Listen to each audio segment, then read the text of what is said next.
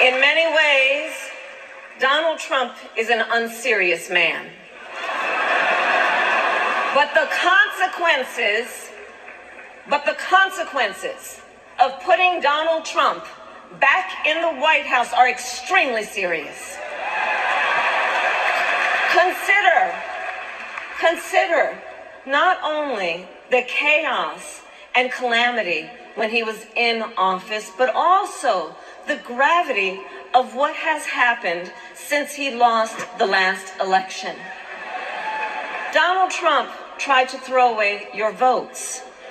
When he failed, he sent an armed mob to the United States Capitol, where they assaulted law enforcement officers. When politicians in his own party begged him to call off the mob and send help, he did the opposite.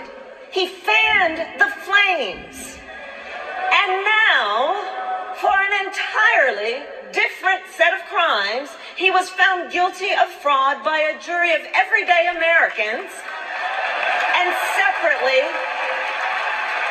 separately found liable for committing sexual abuse. And consider what he intends to do if we give him power again. Consider his explicit intent to set free violent extremists who assaulted those law enforcement officers at the Capitol. His explicit intent to jail journalists, political opponents, and anyone he sees as the enemy.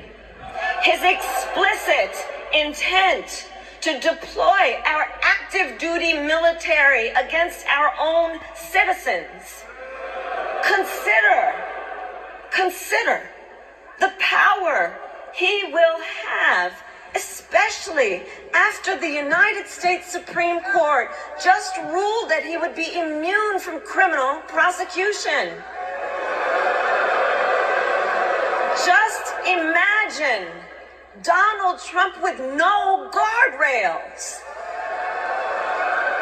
and how he would use the immense powers of the presidency of the United States, not to improve your life, not to strengthen our national security, but to serve the only client he has ever had.